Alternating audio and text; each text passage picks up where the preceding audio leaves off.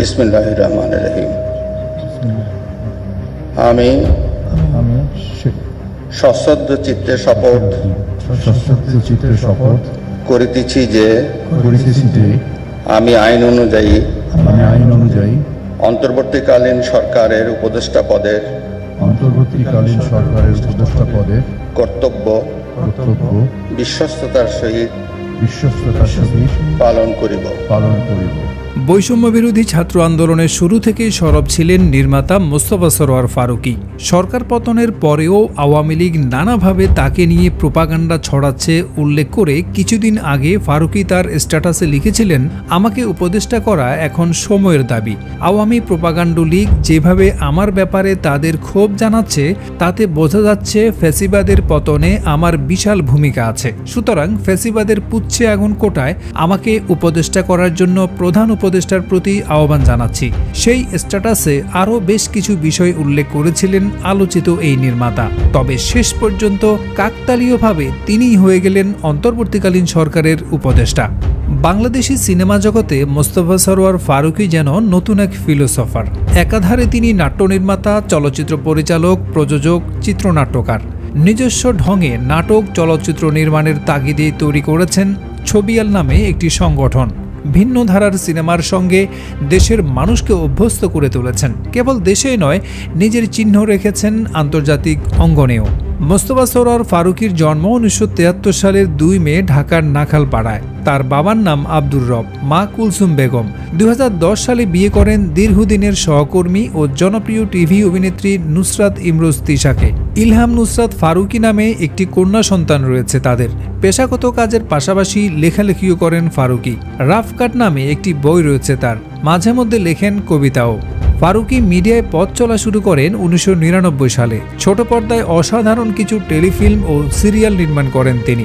Spartacus 71, চড়ুইভাতি, কানামাছি ও এমন দেশটি কোথাও খুঁজে পাবে না কো তুমির মতো নন্দিত টেলিফিল্ম তৈরি করেছেন ফারুকী। পাশাপাশি 91, 69 ও 420 তার নির্মিত জনপ্রিয় কিছু সিরিয়াল।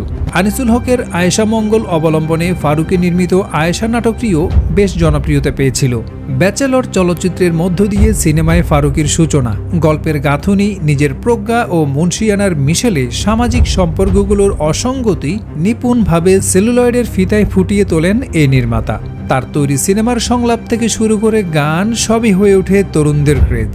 2009 সালে মুক্তি পাওয়া তার নির্মিত থার্ড পার্সন সিঙ্গুলার নাম্বার সিনেমাটি ব্যাপক সাড়া জাগায়। তার এই ছবি পুসান আন্তর্জাতিক চলচ্চিত্র উৎসব, রোটারডাম আন্তর্জাতিক চলচ্চিত্র উৎসব, ফ্রাইবুর্গ আন্তর্জাতিক চলচ্চিত্র উৎসব ও আবুধাবি চলচ্চিত্র উৎসবে অফিসিয়াল সিলেকশনে ছিল। এছাড়া 2010 সালে টিবুরন আন্তর্জাতিক চলচ্চিত্র উৎসব, জোগজা নেপটেক এশিয়ান ফিল্ম ফেস্টিভ্যালে গোল্ডেন হ্যানোম্যান অ্যাওয়ার্ডের জন্য নির্বাচিত হয় সিনেমাটি।